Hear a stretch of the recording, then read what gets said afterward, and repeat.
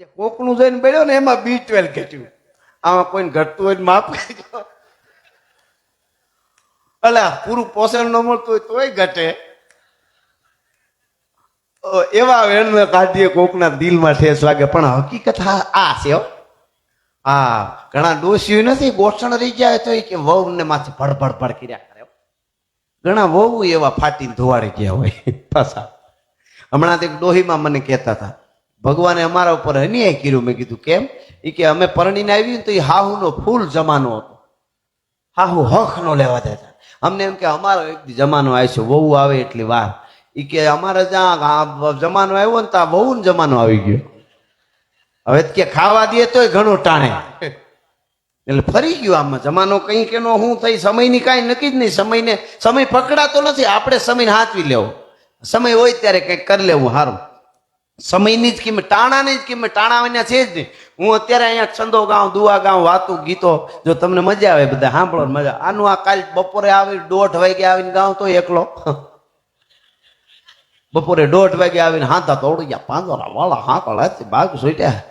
તમે બધા શું કયો ખબર કાલે બોલતા તઈ રેડી હતા. અમુક પાછા કે મને જરાક લાગતું તું ખરું.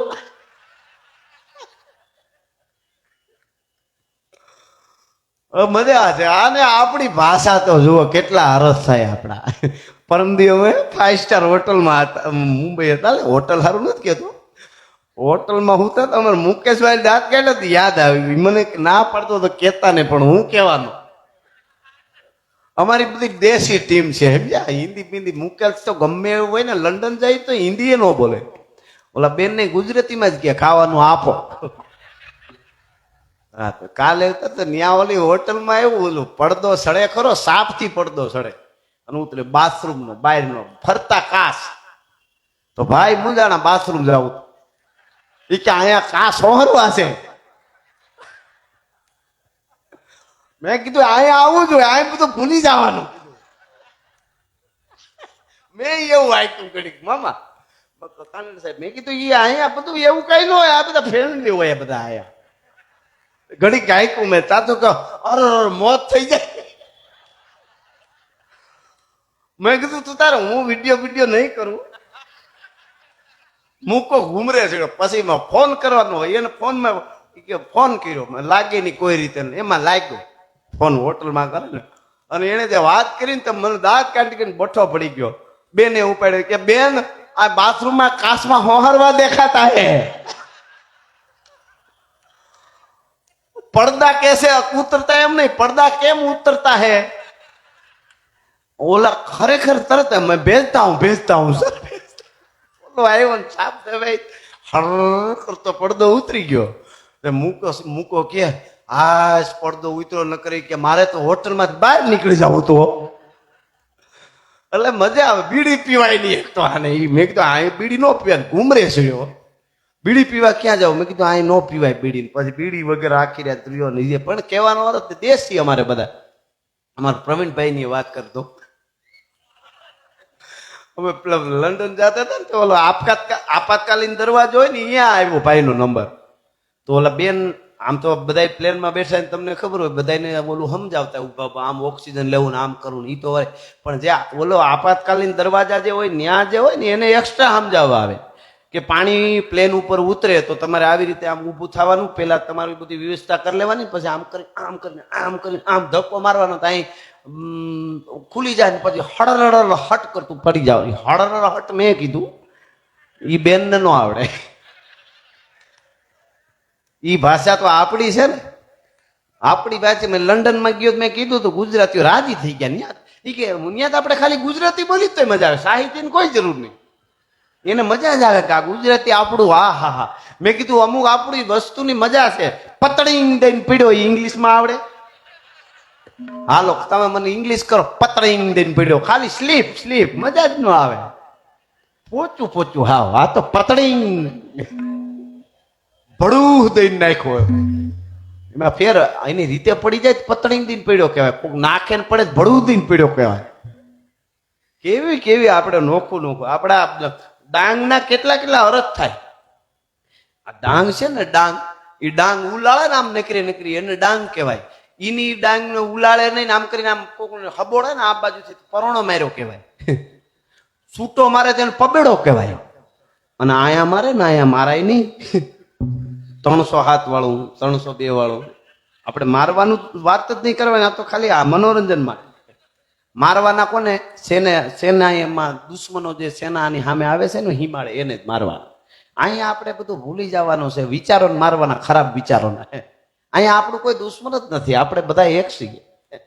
પણ અહીંયા લાગે ને અહીંયા એને લાકડી મેરી કહેવાય. બોલો, એકનું એક.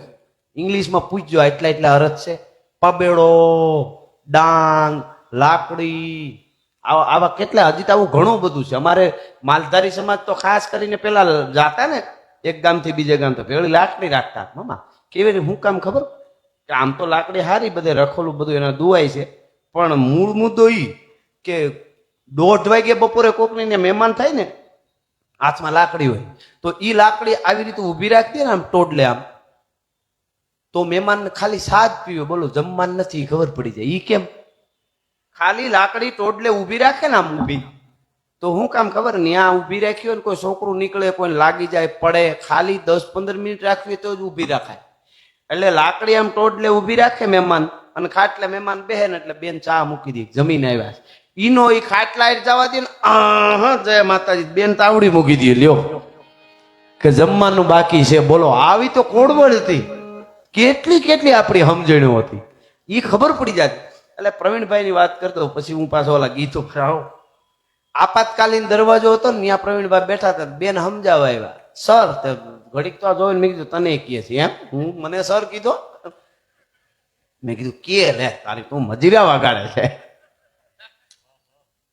કેવું સારું, મેળ બેળ નહીં કરવાનો હોય ને, ખાલી એમ જામી જ પડવાનું. સપાકરું સારું તાર આમ જો કેવો રણકાર, કેવો મજીરા. આપણા વાજિંત્રો થોડા હોય પણ આમ મગજને ઠંડક આપે. જો ઓળખ એવું નહીં. ઈ આ અડધા ગાંડા માણસ એમ થઈ ગયો છો અટાણે ઘરે જ્યાં આવે ત્યાં સડાવી દો, ઉપાડી લે. હા, અને આ તો એવું સરસ પેલા જે ગાતા સમજો કેવું, હા આપણા બાપા ભજનો ગાતા. શેર લાંબુ થઈ જાય મને. પણ પ્રવીણભાઈ ને કે સર, તો પ્રવીણભાઈ જોયું તો એને સમજાવવાનું બેને ચાલુ કર્યું. એ કે કાંઈ ટેકનિક ફોલ્ટ આવે પ્લેનમાં તો પ્લેન પાણી ઉપર ઉતરે, તો ભાઈ અંદર ખોવા માંડ્યો, પાણી ઉપર ઉતર્યું પ્લેન. એમ તો પાણી ઉપર ઉતરે પછી કે તમારે આવી રીતે દરવાજો ખોલવાનો, આમ બહાર સીડી નીકળી જાય, હવા વાળી સીડી, એમાંથી તમારે હડ હટ કરતું દરિયામાં વયું જવાનું. બેન બધું સમજાતા હતા. અડધે પીગો ને ત્યાં સુધી પ્રવીણભાઈ આમ જોતા હતા. જેમ જેમ ઓલો પડ્યું પ્લેન પાણી માથે, દરવાજો ખોલીને જવાનું ને આવ્યું તો મોટું ખુલવા માંડ્યું. એમ માંડ્યું થાવ. છેલ્લે બેન ની આખી વાત પૂરી થઈ ગઈ. બેન કે ઓકે સર. તો પ્રવીણભાઈ કે માતાજી કઈ ન થવા દે, હું દરવાજો નહીં ખોલવો બેન. આ હકીકત હોય કે માતાજી કઈ ન થવા દે. બોલી બેન હોય કે બિચારી માતાજી આને આપણું માતા આ 140 કરોડ મોજ કરી છે. માતાજી ધ્યાન રાખે, બીજું કોણ રાખે ભલા માણસ? આપણું ભગવાન ધ્યાન રાખે. હમણાં માતાજીના નોરતા આવી છે, ઈ આપણું ધ્યાન રાખે. એટલે વચ્ચે